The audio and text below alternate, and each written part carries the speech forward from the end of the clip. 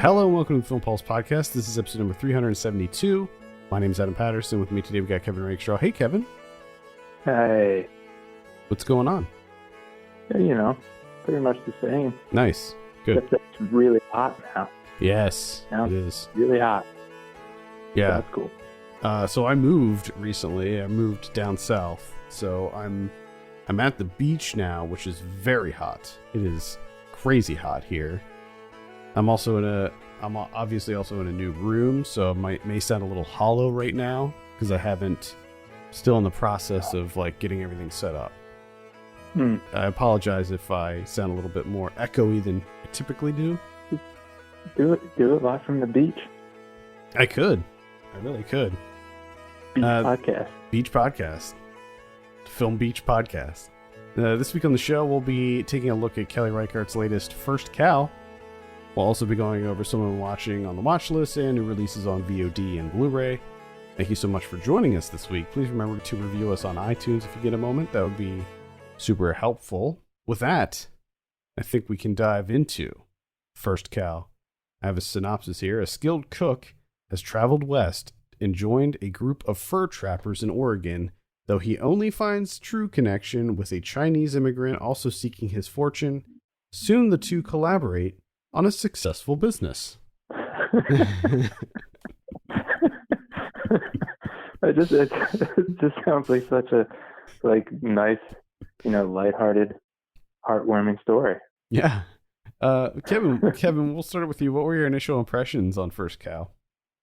Well, it's not that. It's not. I mean, it is slightly heartwarming. Mm-hmm. I mean, at its core, it's heartwarming. I think so. Things don't end well. And you kind of, I did enjoy the way that this is structured, because honestly, this is pretty simple, straightforward story. This is based off of a novel by Jonathan Raymond, who Kelly Reichardt's worked with before, and is at the basic level, this is a really, really simple story. He's Cookie Figowitz, which is maybe the best name Definitely I've ever heard. It's an incredible name. I wish my name was Cookie Figowitz. I'm just going to be honest. I wish that was my name. So he's out Pacific Northwest, and he's played by John Magaro, and he meets up with Orion Lee, who plays King Lou, and they develop this, just deep friendship with each other, looking out for each other and everything. And they have their dreams, and they start stealing some milk from the titular First Cow. There is a cow that shows up, gets that milk stolen, and they make some donuts, which look incredible. And they start making some money. And it's all very, very simple. And I do love that it doesn't feel like a heist movie, really, per se, like what you would normally think of. But a lot of this, I was on the edge of my seat. I know they're going to get found out. They're going to get found out. Right. But I just on the edge of my seat, just my heart was racing. Oh my God, they're going to get found out. Come on, guys. Just give it up. Stop being greedy. Just let it go. To me, it's just a very interesting experience because you have that Kelly Reichardt overall feel that you have with her movies, where even if they are kind of dark or good things don't happen, but they are very soothing. There's just a nice atmosphere to them. I 100% agree with you. This is the type of movie that just sort of washes over you. It's very like Kelly Reichardt's other films. It's very deliberately paced, and I think for some people that may be problematic, but for me and in pretty much all of her movies, I find it to be incredibly soothing, and I'm just glued to the screen anytime one of her movies comes on. I love how she structures and paces her movies. It's slow, but it feels, as I said, so deliberate. Yeah. And I was actually sort of reminded now, the story is very different and the structure is different and all of that, but I was sort of reminded, I felt the same way when I watched Patterson, the Jim Jarmusch movie, where I just felt good watching it. I was just there's this kind of calming effect around this movie where I'm just like, oh, this movie just feels so good. And Yeah. like I just really enjoyed myself throughout the whole thing. And like you, like I knew, I mean, from the opening, you know that things don't necessarily end well for these guys, but um you want to see it through. You want them to succeed. And I think that comparing this to a heist movie is sort of apt, because when you look at it, it is almost structured like a heist movie where, you know, they have their first taste of it. They take the milk once, it's a big hit, they make some money, and then they get that greed going where they got to have more and more and more, and taking more milk and being a little bit more aggressive with it when they could have just cut and run. Yeah. And you know that their downfall is coming. Yeah. And it's especially once, you know, the first cow is Cheap Factor brings in the first cow, who's played by Toby Jones. And he's he kind of owns everything in this area. He's the one with all the money. Everyone else is just trying to make ends meet, either by fishing, fur trapping, or whatever it is. So, and he comes over to them, and he hears about these oily cakes. So he has to try one out. Absolutely delicious. So he's like, I need a coffee teeth. I have someone coming. Can you bake that for me? And I'm just thinking, guys, he knows that you have to use milk for this. Like, where else are you getting the fucking milk from? It is literally the only cow in the West at this point. And that was just, I was like, oh God, guys, don't. But like Cookie says, it's like you can't say no. But at the same time, it's like you could say yes and then just disappear, just leave. Yeah. Find another cow somewhere. And by this point, they have a lot of money. Like they're loaded. I mean, for that area during that time, they have a ton of money. They could easily leave and, you know, get set up with a shack somewhere, and probably set up. They probably have enough to buy a cow, and set up a legit business. But no, they push their luck. They push their luck a little bit. I completely agree with you. Like in terms of the pacing of this movie and the overall feel of it, the calming, kind of soothing effect that this film has. I think, like you said, that Kelly Reichardt's movies always kind of have that, but I feel like this movie is like the perfect culmination of all those things, especially in terms of the cinematography, the aspect ratio, the character of Cookie Figowitz, just like the force itself. It all works perfectly. William Tyler's score. Like I could have just watched Cookie Figowitz pick mushrooms, I think, for an hour and 20 minutes, and I would have been like, yeah, I really enjoyed that. I think one thing that she does that she does so well is supplementing the story with these like kind of tertiary things in the world. I hesitate to say world building, but that's kind of what it is. Like she'll just show like this random person just doing some work, and we'll focus on that person for just a few moments, just to show, what's happening in this very specific part of the world during this time. And I think showing these like slight moments does so much to add to the overall aura of the movie. I think that's one of the things that she does so well in all of her films. Yeah. And plus, as you said, the camera work, the cinematography, all of that is incredible. There is, if I'm not mistaken, there's this really incredible dolly shot that she does that kind of blew my mind when I was watching. I was just like, oh, it was just so perfect. It's like perfectly placed dolly shot that just looks so good. And there were a few moments where I was sort of just like, yes, like this movie looks so gorgeous. Yeah, pretty much anytime they were in the forest, just like the ferns and stuff, I was just like, yes, I want to be there. Yeah. I mean, I guess trying to come up with some criticisms for this. I don't know if I really have it, to be honest. I don't either necessarily.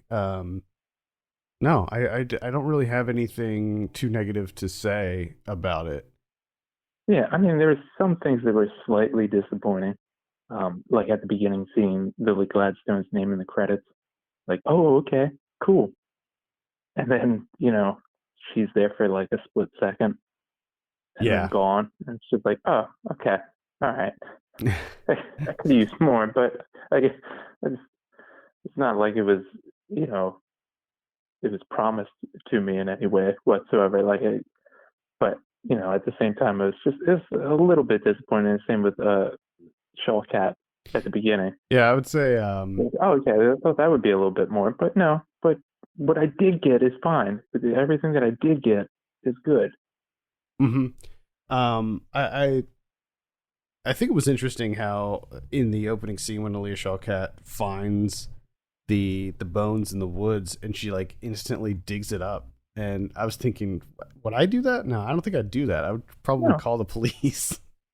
Yeah, Why is she well, digging up doing them, digging up bones? Don't fucking touching bones. What are you doing? Yeah, I think I'd probably avoid that. I was maybe expecting a little bit more of the cow and I think that has more to do with like A24's marketing around this, how they're really putting a focus on the cow itself, but the cow doesn't really do too much. It just kind of stands around. Yeah, I mean, it's a nice cow. It's a good cow. Good cow. Cow does a good job when it's on screen. But yeah, you're right. There's not. I mean, it's tied to a tree. Can't really blame the cow. Yeah. She's faster. Fastest fucking asshole. And I think that's what I really like about this movie is in terms of it on the surface, it's very very simple, and you can enjoy it surface level, but just the kind of this um I guess I could say exploration of like capitalism in America, where everyone kind of had these dreams of going west and like getting started, and even the King Lou character kind of saying like, "Oh, history's not here yet. We got here before history did. We can kind of set out our own path and kind of change things and do things differently than the rest of the world." But you see that with Chief Factor being there, like everything is already like in the process of getting settled into the way it is everywhere else. Where it's what are the rich people's fashions? We're gonna everything's gonna be based off of that commerce wise, and just the fact that he bought a cow just to have cream. That's it. Just to have cream for his tea. He's not selling it. He's not doing anything else with it. He just wants cream for his tea. That's it. Yeah, I thought that was a really funny moment when the guy came to visit him and he asked him about the current fashion, and the guy just rattled off all of the current fashions that were happening back east. I thought that was pretty funny. Just the way in which how they were talking about like the beaver pelts and everything, and the native chief being like, I don't really understand you guys. Like, why aren't you eating the beaver tail? Why aren't you using the rest of this animal? You're just using up these beaver pelts, and they're not even going to be in fashion. Probably even by the year's end, right? It's not going to be in fashion anymore, and you're just like completely decimating the natural resources of this area. Yeah, I could have used some more Ewan Bremner in there. Love me some. Yeah, Ewan I did not know he was in. I did not know he was in this movie. Yeah, he was awesome. It kind of caught me off.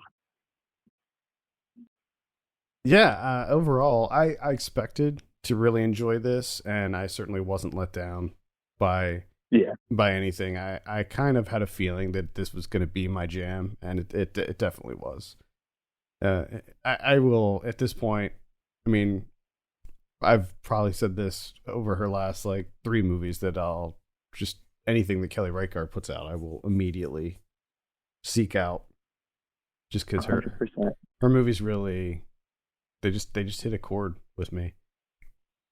There were some dogs in this. I was hoping I was hoping for and expecting to see some dogs in this, and there were a couple dogs. The second one, the one that was in like the little village, I thought who was trying to get the milk. was particularly adorable. I wanted more of that dog. I love it. Anything else to add? First cow. No, I don't think so. I mean, it's just very, very enjoyable. Yeah. It's a very soothing, relaxing movie. Mm-hmm. I would say just go into it knowing what to expect. If you've seen Kelly Reichardt's other films, you should have a good idea of how the pacing will be. If you go into it expecting some kind of like crazy Western with shootouts and stuff, you're going to be a bit disappointed because it is a very kind of somber movie. There's not a lot of action or anything in it, but I think that if you give it a try, it will keep you engaged. Yeah. Yeah, that was the thing that surprised me, is how engaged and how much them stealing the milk and the threat of them getting found out, like how compelling that was to me. Yeah. Like that actually, like, I was kind of hooked into that. Like, oh my God, these guys. Yeah, and just careful guys. Just the scenes of him like cooking and like making the little cakes and stuff. And I'm surprised that A24 hasn't released a little cookbook or anything yet around that. Seems like something that they would totally do. I'm surprised they're not selling that whisk. That whisk is sticks. Yeah, the little stick. Bundle of sticks whisk. Mm-hmm. Mark my words. I'm gonna put it out there right now that A24 will release a First Cow cookbook at some point. Yeah, they're gonna do something. Did you see they released an RPG for Green Knight? Like like a full on RPG, like a tabletop role playing game that you can buy. I mean, they're certainly creative in their materials. That you gotta give them that. Yeah. All right, let's give First Cow a score. What are you gonna give it out of 10? I give it like an 8.5. Wow, nice. I'm sitting around an 8 on this one too. 7.5, 8 for me on this one. It is available on VOD, so you can check it out. Surprisingly, it's available on VOD. I knew that they were really trying to get this in theaters. They were really trying. Right. It did come out in theaters for a very short time. Yes. Right when COVID was dropping. It came out March 6th in limited release. But it only played for a very, very short time before all the theaters got shut down. So I'm glad that it's out now and everybody can see it and they're not being weird about releasing it in theaters. All right, let's talk about some of what we're watching. We were off last week while I made this big move. I think it might be your turn, Kevin. All right. I watched that Palm Springs. I did too. That's on my list too. The Hulu record breaker. Yeah, isn't that weird? Isn't that bizarre that this movie is the one that like everybody's jumping on? I think it's just a matter of, comedy, Sandberg. We're all stuck inside. Yeah, accessibility. It's just kind of perfect timing for it. And the whole like Groundhog Day framework, I think for just about any type of movie, immediately has a level of interest from an audience. Because there's always something that you can do with it. I think audiences always find it interesting. Yeah, time loops are fun. They're fun. Yeah, they're fun. This one, not really an exception. I mean, it's fun enough, I guess. I think that the two, Kristen Milioti and Sandberg, definitely have a welcome chemistry that makes the whole affair entertaining, even though at times the specifics of everything do get a little bit worn out or a little bit lacking. But I did find this as like a semi-interesting take on the idea of like settling down, like in terms of like commitment and then being stuck in this time loop, and just the way that each character you have Sandberg, who just completely becomes nihilistic and just drinks and doesn't give a shit, whatever. And J.K. Simmons is kind of pissed off at first, and then kind of comes to realize like how nice this is, actually. And I mean, I did like a little thing at the end with June Squibb's character that alludes to her being stuck in the time loop as well, which makes me think that like that's understandable because that's probably like heaven for her, getting to be with the family every day, all day. But it's also just kind of ridiculous, like at the end of it. I mean, it is funny in terms of being slightly realistic relationship-wise, where the man does absolutely nothing and has done absolutely nothing for a very, very long time. It seems he's been stuck in this time loop. And she's the one that takes it upon herself to, learn astrophysics and everything. Of course. To figure out a way. And then that's the only thing that got me, is that she was like, yeah, let's continue this relationship. Because it's just like, we all know that relationship is not going to make it to the end of the year. There's no way. This is just not going to happen. I'm sorry. Well, you never know. It's going to fizzle out. It's going to fizzle out. There were learnings. It doesn't seem like he changed at all. I think he's going to come out of it a changed person. Maybe. I don't think so. Maybe. I don't think. Yeah, this movie was kind of surprising to me. I wasn't really expecting much, and truth be told, I didn't find it to be like hilariously funny or anything. I actually, no. I'm not even sure I laughed at all. But it was just a thoroughly enjoyable, entertaining experience for me, and I was really surprised at how much I liked it. I was just fully invested into it. I like time loop movies. However, I've seen several time loop movies that don't do it right, where they spend too much time with the actual loops, where they're repeating the same thing over and over again. And I was really concerned that this was going to do that. Like, at this point, we all know how the time loop mechanic works.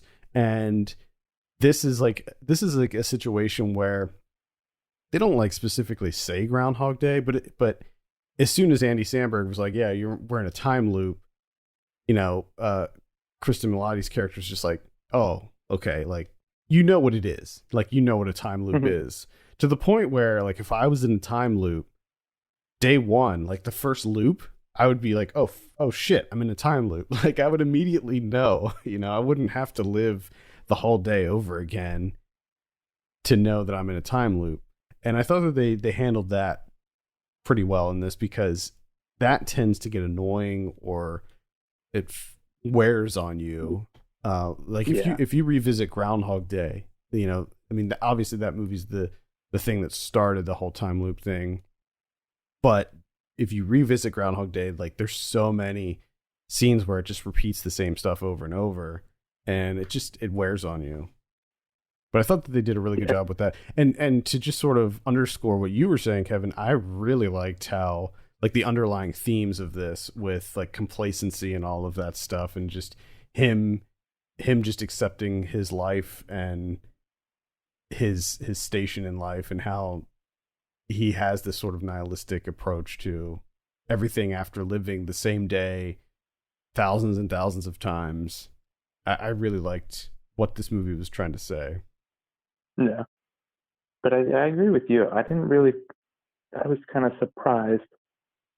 And it didn't really hurt the movie too much, but I kind of was surprised too that it wasn't as funny as I thought it was going to be. No, I mean, like, comparing this to some of the other, like, Lonely Island things, this isn't like, it's produced by them. The director, Max Barbacal, hasn't done any other stuff with them to my knowledge, but yeah, it's not that same style of comedy as what we would expect from the Lonely Island guys. But yeah, check it out. Palm Springs. Yeah. It's on Hulu. Give it a look. You don't got anything else to do. Well, it's also kind of like, I was thinking like, oh, this is the perfect time to release this, because we're all essentially living the same day over and over again. Yeah, we pretty much are.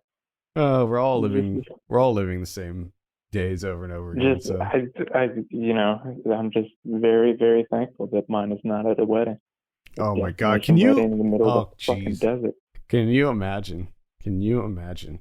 J.K. Simmons got he was the lucky one where Hmm. his loop begins when he's at home. Yeah. I saw another movie that kind of surprised me, and that's The Old Guard. This is directed by Gina Prince Bythewood. Oh yeah. I was pleasantly surprised with this one. I wasn't expecting a whole lot. We had talked about it a couple weeks ago when it was coming out, and we were both kind of surprised that this director who did like Love and Basketball and Beyond the Lights and The Secret Life of Bees, like that she was handling this kind of sci-fi comic book adaptation, and it's pretty awesome. Like I gotta say, I really enjoyed this movie for the most part. I was a little concerned that it had a little bit of a young adult vibe to it, but fortunately, that's not really the case. It's beyond that. It's much better than like a typical young adult story. What this sort of revolves around is a group of soldiers who discover that they can't die. So every century or every it's an indeterminate amount of time. There's like a certain amount of time that passes before one of these soldiers is discovered. So you have Charlize Theron, who is sort of the leader of this group, and she's like thousands of years old. She's like super old. And the other team members are varying ages, but they're all like hundreds of years old. And you have Kiki Lane, who is the newest one. She's like a soldier, I think, in Afghanistan, and she gets killed and she comes back to life. And there's this sort of telepathic bond that all of them have. So like when she comes back to life and her powers are like made clear or whatever, they all sense it and they're like, oh shit, we can see that she's here. So they go grab her and teach her that like, oh, you can't die. But the thing is, at some point during your life, you'll stay dead. They're like, it's completely random. They don't know when it happens. They don't know why. But at some point, you're no longer immortal. It just like wears off. It just leaves you.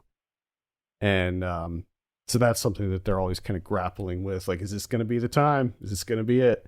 But the action scenes are really solid. I mean, the fight choreography and stuff in this is really cool, especially because if you think about it, this is a team of trained soldiers who've had hundreds of years of training and they can't die. So they're just like running into rooms, getting blasted with bullets, just tearing people up. So the action scenes are quite satisfying. And yeah, I would give it a light recommend. It's on Netflix, so check it out. Okay. All right. And Charlize is awesome in it too. I read that she's not going to be in the new Mad Max, and I was really bummed out about that. Oh, that's not good. Nah, because it's like a prequel, so George Miller wanted someone younger. Yeah. Which I don't accept that. I don't and won't accept that. I checked out. This is on Amazon Prime. So if you have a Prime membership, you can watch Death Watch from 1980. Bertrand Tavernier. This is based on the novel The Continuous Catherine Mortenhoe by David G. Compton from 1973. This is a sci-fi novel that I actually read like a couple years back. Really interesting concept of this novel is in the future, people don't die anymore. People they don't die. And a little bit of a connection there with my movie, huh? But once in a little bit, once in a while, you'll find someone that's going to die like a natural death, right? Like they're going to get sick, they're going to deteriorate over a short amount of time, and they're going to die like in a hospital bed or something along those lines.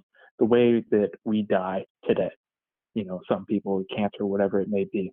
So in the future, there's this television station called NTV, and they have a series called Death Watch, which is once they find out one of these people is going to die, they go to them and they're like, hey, we're going to film you from the moment that you find out about your diagnosis until the moment that you die, and it's going to be this reality TV show, and everyone's going to be completely hooked because everyone's craving for like suffering. You know, they want to see like real life suffering, and it's like a novelty to them. So, you know, it kind of predates reality TV, all that type of stuff. And then the other kicker for this is that the cameraman for NTV he has surgery, and in the movie he's played by Harvey Keitel. He has surgery that his eyes are the camera. So whatever he sees is filmed. The only drawback to it is he can't sleep, he can't close his eyes for a long period of time, and he always has to be near a light source, or it'll do, you know, irreversible damage to his eyesight. So that plays into it. I guess my first question would be, why would you do that? He's all about it for some reason. He's really into it. I mean, he does go into a little bit of like he gets to immortalize all these beautiful things that he sees, which I guess is like his reasoning for it. I don't know if that's a good enough one, but No, whatever. It's not. So Rami Schneider plays Catherine Morton-Ho. She finds out she's going to die. She doesn't want to sign the contract to be on this reality TV show, and then reluctantly does in order to just get all the money, and then she immediately disappears. But what she doesn't know is that Harvey Keitel is the cameraman. He tracks her down, and all he has to do to create this show is just travel with her to wherever she's going, because he's filming everything along the way, and they edit it in the studio, and they're beaming it out, and she never watches TV, so she doesn't even know that it's happening. It works pretty well as a film adaptation. The only thing that I had kind of an issue with is that it seems to like rigidly stick to the plot points of the book, even though it does skip over large chunks of it, you know, for time's sake. But it never really like expands or gets into like an exploration outside of like the surface level stuff, the stuff that's kind of like inherent with this reality TV and, you know, all that stuff, voyeurism, longing for connection, that kind of thing. Like it's pretty straightforward, and it's just plot point. Like the filmmaking's pretty good too, and also the TV executive of MTV is played by Harry Dean Stanton. So you have a pretty damn good cast in this movie. And her former husband, who shows up like towards the end of the movie, is played by Max von Sydow. So I mean, nice. You got some fucking talent in there. You got some heavy hitters in there. Yeah, like it's pretty. I say definitely check it out. It's definitely worth a look, because I think just the idea, you know, this idea of this is a sci-fi movie. It's really interesting. I mean, this sounds like right up my alley. I'm definitely interested in this. I will most certainly check out Death Watch, especially because you said it's on Prime, right? Yeah, that's the only unfortunate thing is Death Watch makes it sound like this is like really action-packed thing. It's not. It's very, you know, it's very like philosophical. Maybe not as much as I wanted it to be, but you know, it's kind of a slow-moving movie. Yeah, I'm okay. Cerebral sci-fi. Yeah, I'm okay with that. Last week there was a big Criterion sale at Barnes & Noble, as they do a couple times a year, and normally I'm just like, all right, I'll pick something up, you know, on one of them. I rarely take advantage of the Criterion sales, what I'm saying.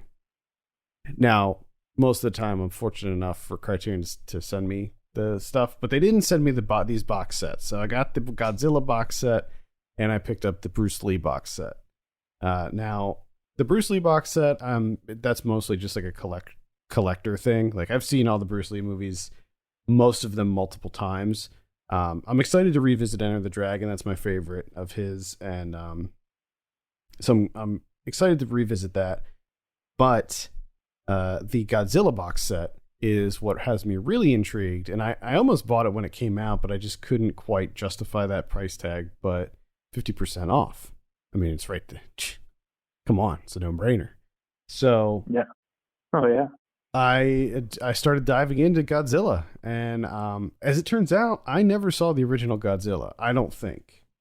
Like I kind of thought that I did, but when I watched it this week, yeah, I don't remember a single thing. So I'm pretty sure I never actually saw the original 1954 Godzilla.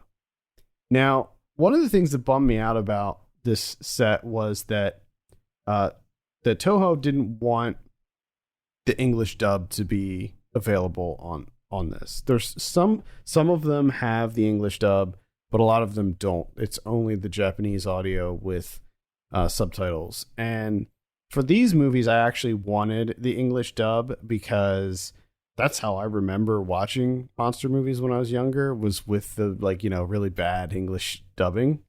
Mm-hmm. It kind of adds to the entertainment factor for me. So I was a little bummed about that, but I didn't realize this until actually diving into it. They did include the 1956 American version of Godzilla, which is basically the same as the Japanese version, only they cut a lot of the non-Godzilla stuff out and put in American actors. So it was almost like a Power Rangers situation. Mm-hmm. So that's on here.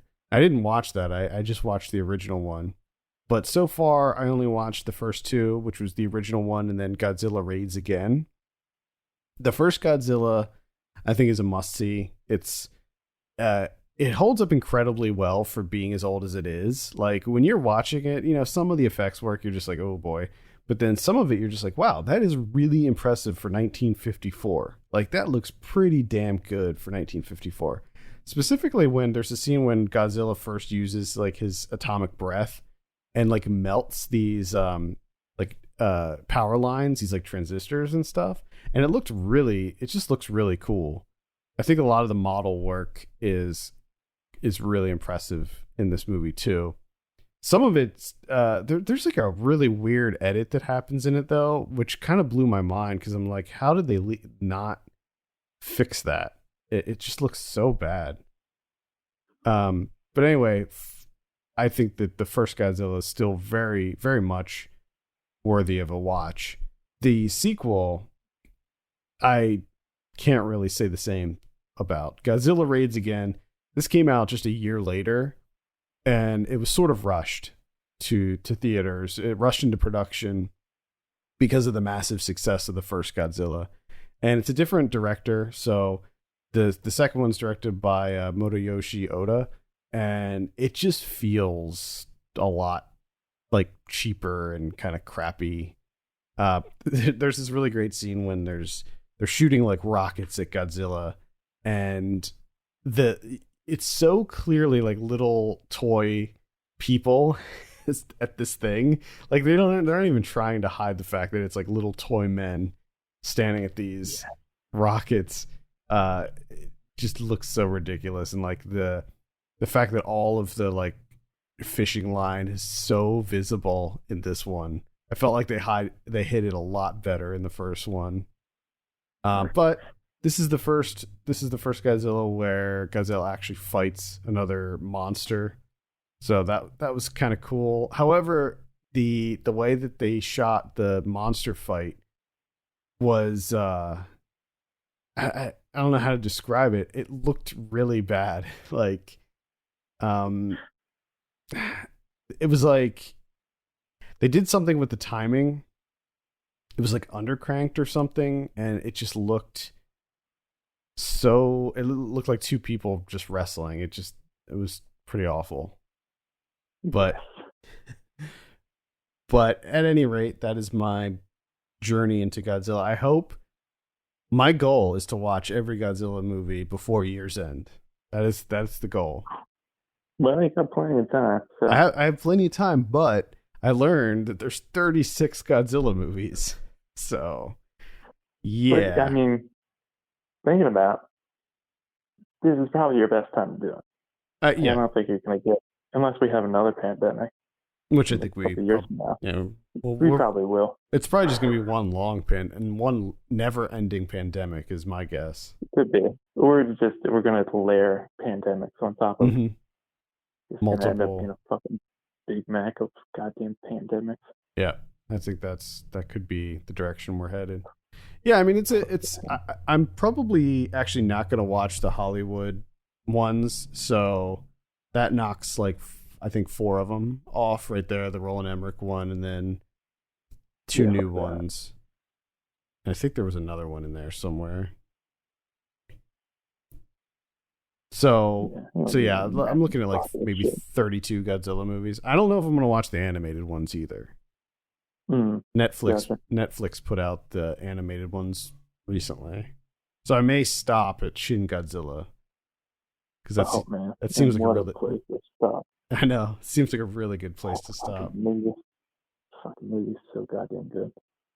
I did learn like as far as the Japanese Godzilla movies, they've all been released by Toho, so it is possible that Criterion could work out a way to release a second box set with 15 more of the movies, which would be really cool. But there's 15 in the box set included. So if you don't want to drop the money for this box set, a lot of these are available on the Criterion channel, and a lot of them are available on HBO Max. So if you have HBO Max or Criterion channel, you can check out a bunch of them on there. Get them. Yeah. Hey, the movie that I watched is also available on the Criterion channel, and it's also a part of a box set.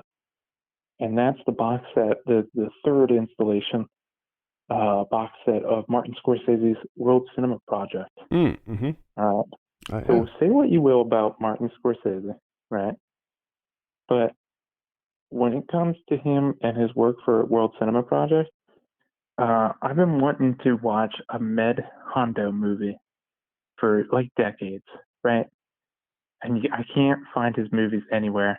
I mean, you can download them illegally, but I don't have access to that stuff. So I could never watch a Med Hondo movie. Heard such great things all these years. And because of Martin Scorsese, I get to watch a Med Hondo movie. Finally. His feature debut from 1967, Soleil Ô, is going to be a part of the World Cinema Project. It's on Criterion Channel now. And it's available for the first time by legal means. And it's like a part narrative feature, part essay film. It kind of cuts between the two with relative ease. It moves in between each one. And it's about a group of African immigrants. The main character is played by Robert Linsall, who, I mean, judging from this movie, should have been like a massive star, and he wasn't. But it's this group of African immigrants facing like racial oppression in France in all matter of sizes, from the micro transgressions to, the bigger stuff. And it's a tough watch because it's really painfully relevant to today's climate, especially because so much of it is like the French complaining about the migrant invasion, the immigrant invasion. They're taking all their jobs, even though they admit that it's jobs that none of them want to do. But they just more and more people just keep coming, and they're losing their Frenchness. They're losing their national identity. But at the same time, they're the ones asking for the immigrants to come to do these jobs that they don't want to do, and they don't want to pay the immigrants anyway. So, they're creating their own, they're creating this situation that they hate, them themselves hate. So it's this really, the thing that kind of surprised me is I kind of felt, or I kind of going into it was expecting this to be pretty experimental, which it is, but it's never like overly obtuse, and it's never like overwhelmingly like heady in its discussion. However, it does get like philosophical and or like academic at times, but it never crosses that line and becomes like too much or unnecessarily complicated.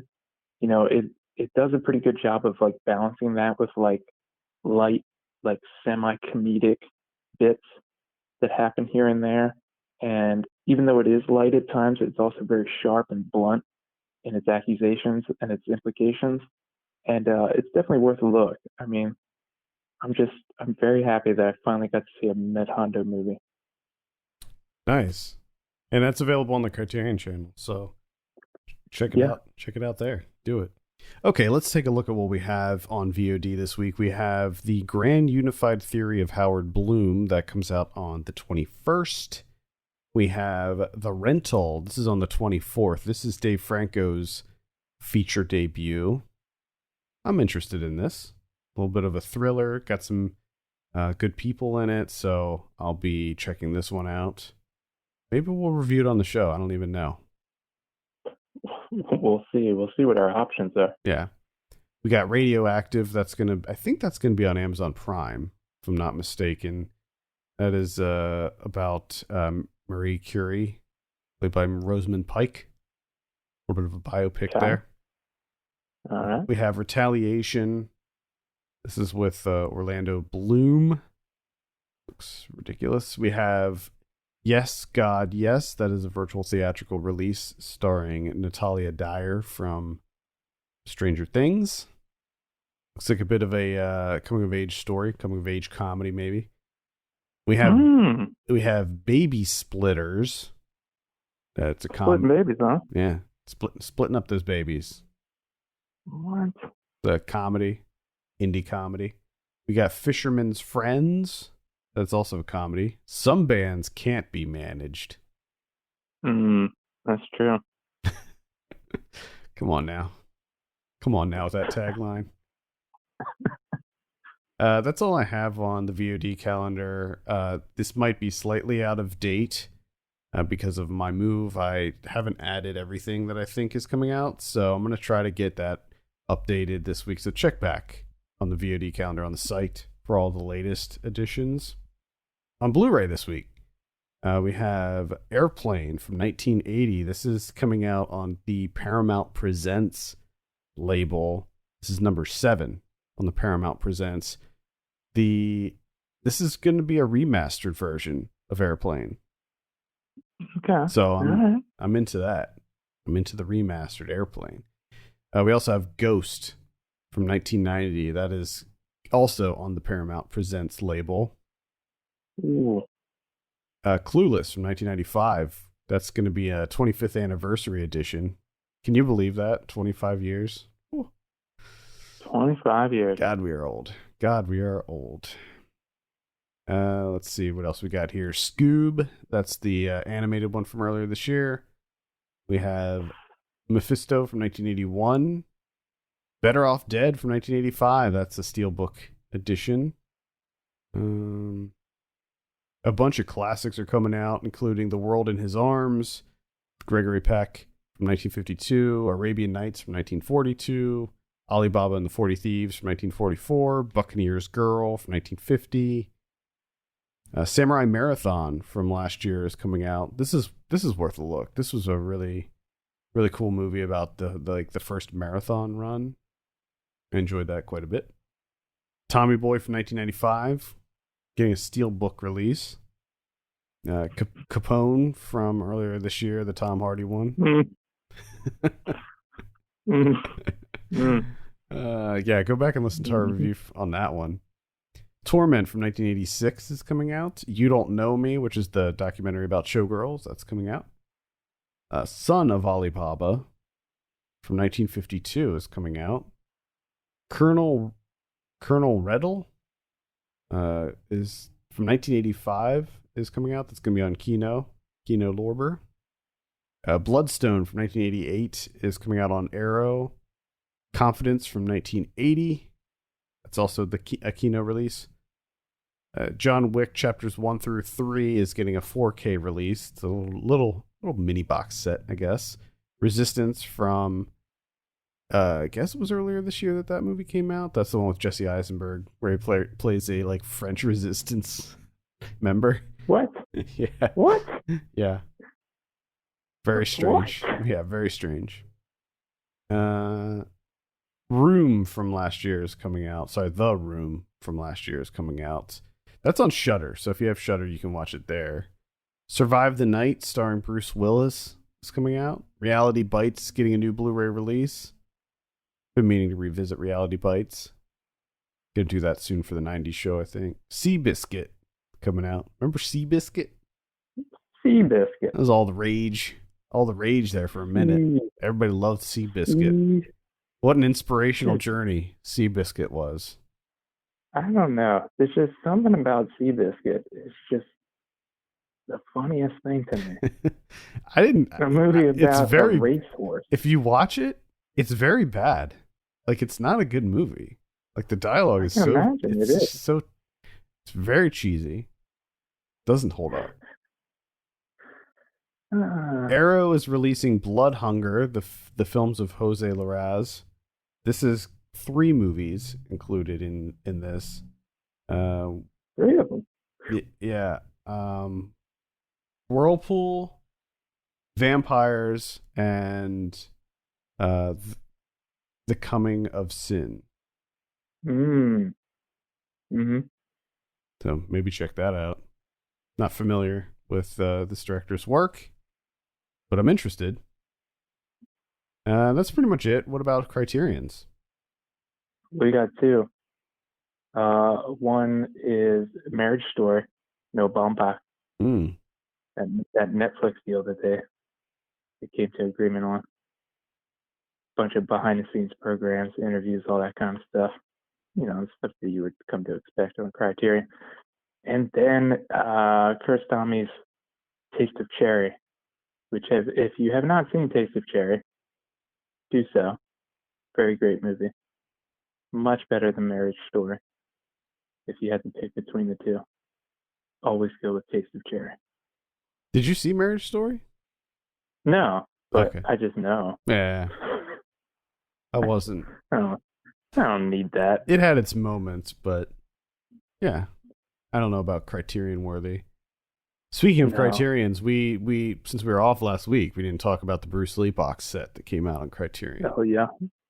So that's out now. So check that out. You get it. There's a lot of better options than Marriage Story. Let's just be honest. Yeah, I think so.